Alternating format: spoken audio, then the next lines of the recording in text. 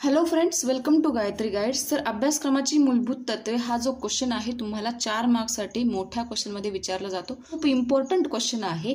तर त्यामुळे आपण बघूया अभ्यासक्रमाची काय काय मूलभूत तत्वे आहे. जवळपास 12 अभ्यासक्रमाची मूलभूत तत्वे आहे. 4 मार्क्सच्या क्वेश्चनमध्ये विचारला गेलेला असल्यामुळे तुम्हाला कमीत कमी 8 पॉईंट तिथे लिहिणं गरजेचं आहे. बरोबर, म्हणजे प्रत्येक पॉईंट जो आहे तो कमान अर्ध्या मार्क्ससाठी किंवा मग जास्तीत जास्त पॉईंट लिहिले तर तुमच्यासाठी बेस्टच आहे. बरोबर, तर सगळ्यात पहिला पॉईंट बघूया की विद्यार्थी केंद्रित अभ्यासक्रम. अभ्यासक्रम कसा असायला हवा? विद्यार्थी केंद्रित असायला हवा. हे आपल्याला माहिती आहे की अभ्यासक्रम जो आहे, आपली अध्यापन पद्धती जी आहे ती कशी असणार आहे. एज्युकेशन सिस्टीम जी आहे ती चाइल्ड सेंटर आहे. बरोबर, म्हणजे काय की विद्यार्थ्याला केंद्रात ठेवून किंवा विद्यार्थ्याला आपण काय केलं, केंद्रस्थानी ठेवून जे आहे तो अभ्यासक्रम घडवणं गरजेचं आहे. एज्युकेशन सिस्टीम जी आहे ती विद्यार्थ्याला केंद्रस्थानी ठेवून जी आहे ती करण्यात आलेली आहे. मग अभ्यासक्रमाची रचना करताना शिक्षण प्रक्रियेतील महत्त्वाचा घटक म्हणजे विद्यार्थी असतो. मग त्याला केंद्रस्थानी असायला हवा. त्याच्या आवडीनिवडी असेल किंवा त्याच्या ज्या काही गरजा असतील त्याच्यानुसार अभ्यासक्रमाची जी काही पात्रता आहे किंवा अभ्यासक्रमाची जी काही व्याप्ती आहे, तत्व जे आहे ते विशिष्ट किंवा मग ठरवायला पाहिजे.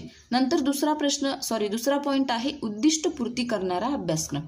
उद्दिष्टपूर्ती करणारा म्हणजे काय की शिक्षण प्रक्रियेत निर्धारित केलेली जी काही उद्दिष्ट आहे ते साध्य करण्याकरता काय अध्ययन अनुभव द्यायचे आहे याची योजना करून अभ्यासक्रम जो आहे तो देणं गरजेचं आहे. मग विद्यार्थ्यांच्या मध्ये जे काही ज्ञान असेल, आकलन असेल, उपयोजन असेल, कौशल्य, अभिरुची, अभिवृत्ती, मूल्यमापन या सगळ्या उद्दिष्टांची पूर्तता विद्यार्थ्यांमध्ये होता किंवा मग झाली पाहिजे. नंतर आहे तिसरा पॉईंट समन्वय साधणारा अभ्यासक्रम. समन्वय साधणारा म्हणजे काय की आपल्या लाईफमध्ये जितके काही सब्जेक्ट असतील, विज्ञान, गणित, भूगोल, इतिहास, मराठी या सगळ्या विषयांमधला समन्वय म्हणजे एकमेकांशी त्यांची जुळवाजुळव असायला हवी. बरोबर, हे जे काही विषय आहे हे सगळे इंटरकनेक्ट जे आहे ते असायला हवे, एकमेकांना कनेक्ट असायला हवे. म्हणजे काय की विषयांमध्ये समन्वय साधणारा असायला हवा, विषयाला भटकून अभ्यासक्रम नसावा. बरोबर, विषयाचा एखादा टॉपिक असेल तो भटकता कामा नाही. चौथा पॉईंट असणार आहे अभ्यासपूरक कार्यक्रमांचा समावेश. अभ्यासपूरक कार्यक्रमांचा समावेश मध्ये काय काय येईल?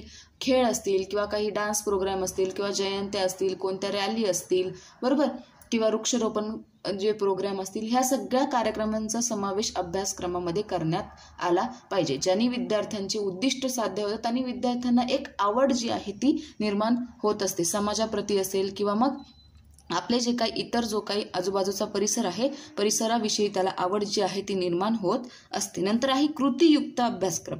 जॉन डुईच्या म्हणण्यानुसार लर्निंग बाय डुईंग म्हणजे काय की कृतीतून शिक्षण जे आहे ते घडलं पाहिजे. विद्यार्थी कोणतीही गोष्ट जी आहे ती कशातून शिकत असतो? एखादी कृती करून शिकत असतो. म्हणजे एखादी गोष्ट त्याला लिहून वाचून जमते, काहींना ती पाठ करून जमते. म्हणजे काय की विद्यार्थी तिथे काहीतरी कृती करतोय. बरोबर, कृती करून ती गोष्ट त्याला काय होते? जमते आहे. म्हणजे काय करतोय तो? कृतीतून शिकत आहे. म्हणजे अभ्यासक्रम कसा असायला हवा आपला?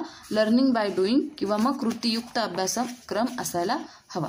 त्यानंतरचा पुढचा पॉईंट जो आहे तो असणार आहे जीवनाभिमुख अभ्यासक्रम. म्हणजे काय की शिक्षणाची जी काही उद्दिष्ट आहे ती ठरवताना विद्यार्थ्यांच्या ज्या काही गरजा असतील, सामाजिक गरजा असतील, राष्ट्राच्या गरजा असतील किंवा इतर कोणत्याही गरजा असतील, त्यांच्या ज्या काही क्षमता असतील, कौशल्य असतील, ते काय असायला हवे? ते आर्थिक परिस्थितींना सामोरे जायचे कसे किंवा त्यातून मार्ग कसा काढायचा, म्हणजे काय की विद्यार्थ्यांना जीवनामध्ये कशा प्रकारे प्रवेश करायचा किंवा वावरायचं कसं, राहायचं कसं, या गोष्टींचा विद्यार्थ्यांना त्यामध्ये समावेश करण्यात आला पाहिजे. अभ्यासक्रमामध्ये या गोष्टींचा समावेश असायला हवा. नंतर पुढचा पॉईंट आहे लवचिकता असलेला अभ्यासक्रम. म्हणजे काय की अभ्यासक्रमामध्ये फ्लेक्झिबिलिटी असायला हवी. सर्व माळीचे मणी जे आहे ते एकसारखे न ठेवता ग्रामीण आणि शहरी विद्यार्थ्यांची परिस्थिती जी आहे ती बघता त्यातून त्या परिस्थितीनुसार त्यांना अभ्यासक्रम जो आहे तो देता आला पाहिजे किंवा देण्यात यावा. शहरातल्या विद्यार्थ्यांना आणि गावातल्या विद्यार्थ्यांना सेम अभ्यासक्रम देऊन चालणार नाही. प्रत्येक विद्यार्थ्यांची जी काही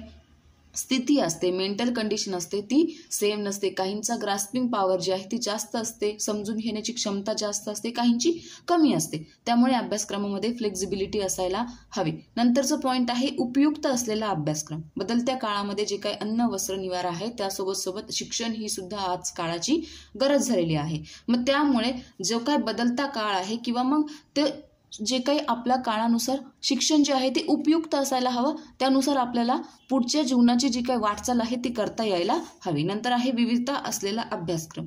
एकाच वर्गातील जे काही विद्यार्थी आहे ते वयाने जरी सारखी असली तरी प्रत्येकामध्ये विविधता असते, भिन्नता असते, प्रत्येकाचे ठिकाण वेगवेगळे असतात. सपोज वर्गामध्ये 50 विद्यार्थी आहेत तर 50 ठिकाणावरून ते विद्यार्थी जे आहे ते आलेले असतात. प्रत्येकाची मेंटल कंडिशन जी आहे, प्रत्येकाची थिंकिंग पॉवर जी आहे, ग्रास्पिंग पॉवर आहे, क्रिएटिव्ह थिंकिंग जी आहे ती वेगवेगळी असणार आहे. 50 ठिकाणचे विद्यार्थी, 50 ठिकाणची त्यांची सोच जी आहे, थिंकिंग जी आहे, विचार करण्याची क्षमता असते. त्यामुळे अभ्यासक्रमामध्ये विविधता असायला हवी. म्हणजे काय की सामान्य मुलं असेल, काही मंदबुद्धी मुलं असेल, प्रत्येकाच्या थिंकिंगनुसार अभ्यासक्रमामध्ये जो आहे विविधता असायला हवी. नंतर आहे सर्जनशील रचनात्मक शक्तींना मार्गदर्शन करणारा अभ्यासक्रम. म्हणजे काय की काही विद्यार्थ्यांना डान्सिंग, पेंटिंग, ड्रॉइंग, स्केचिंग किंवा मग सिंगिंग असेल, ह्या सगळ्या गोष्टी आवडत असतात. म्हणजे त्यातून काय होतं, अभ्यासक्रमामधून त्यांची जी काही सर्जनशीलता असेल, क्रिएटिव्ह थिंकिंग, क्रिएटिव्ह माइंड जो आहे तो अभ्यासक्रमातून बाहेर आला पाहिजे. त्यांच्या जे काही सुप्त गुण असतील, जे काही कौशल्य असतील ते त्यांतून बाहेर आले पाहिजे, असा अभ्यासक्रम असायला हवा. नंतर आहे समुदाय केंद्रीय अभ्यासक्रम. म्हणजे काय की एका गटाने किंवा मग एका गटात राहून विद्यार्थी 4-5 जण एकत्र आले तर त्यांना सोबत अभ्यासक्रम किंवा अभ्यास करता आला पाहिजे, एखाद्या गोष्टीचं नॉलेज घेता आलं पाहिजे, देता आलं पाहिजे. म्हणजे काय की समुदाय केंद्रीय असा अभ्यासक्रम जो आहे तो असायला हवा. नंतर आहे समग्र जीवन दृष्टीचा विकास करणारा अभ्यासक्रम. बरोबर. मग प्रत्येक विषयातून विद्यार्थ्यांमध्ये जे काही गुण असतील, विशिष्ट प्रवृत्ती असेल, यांचा विकास होत असतो. बरोबर. मग त्या विकासची जी किंवा मग विषयांची सोय जी आहे ती झाल्यामुळे अभ्यासक्रमात विज्ञान, कला, वाणिज्य ह्या शाखा ज्या आहेत त्या उदयास आलेल्या आहे. म्हणून प्रत्येक शाखेला अन्य शाखांमधील मूलभूत परिचयात्मक ज्ञानाची जोड द्यावी. त्यामुळे अभ्यासक्रम जो आहे तो एकांगी न होता सर्वांगीण होतो. बरोबर. म्हणजे काय की प्रत्येक जे काही विषय आहे ते इंटरकनेक्टेड असायला हवे. त्यातून काय होतात, विद्यार्थ्यांना जास्तीत जास्त विकास होत असतो. आणि एकंदरीत अभ्यासक्रमातून जीवन कौशल्यांचा, नैतिक मूल्यांचा किंवा मग गावाभूत घटक असेल, संस्कृती संक्रमण असेल, संवर्धन असेल, या सगळ्या गोष्टींचा काय होत असतो, विकास होत असतो. तर अशा प्रकारचे हे 12 आपण पॉईंट बघितले. 12 पॉईंट आहे, यापैकी कमीत कमी 8 पॉईंट तुम्हाला लिहिता आले पाहिजे. ठीक आहे. तर काय काय पॉईंट आहे, समग्र जीवनदृष्टीचा अभ्यासक्रम, नंतर आहे सर्जनशीलतेचा विकास, लवचिकता असायला हवी, विविधता असायला हवी, नंतर समुदाय केंद्रित अभ्यासक्रम असायला हवा, जीवनाभिमुख अभ्यासक्रम असायला हवा, कृतीतून शिकणारा अभ्यासक्रम असायला हवा, अभ्यासपूरक कार्यक्रमांचा समावेश त्यामध्ये असायला हवा, समन्वय साधणारा अभ्यासक्रम असायला हवा, उद्दिष्टांची पूर्तता करणारा अभ्यासक्रम असायला हवा, आणि सगळ्यात मेन म्हणजे अभ्यासक्रम कसा असायला हवा, विद्यार्थी केंद्रित असायला हवा. ठीक आहे. तर अशा प्रकारे हा शॉर्टकट व्हिडिओ होता.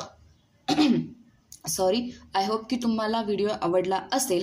जर व्हिडिओ आवडला असेल तर लाईक, शेअर, सबस्क्राईब करायचं आहे. इम्पॉर्टंट क्वेश्चन आहे, ध्यानात ठेवायचे आहे. पेपर जे आहे ते 3 ते 4 महिन्यावर तुमचे पेपर डिसेंबरचे आलेले आहे. ठीक आहे. तर भेटूया पुढच्या एखाद्या नवीन व्हिडिओसोबत. Bye bye.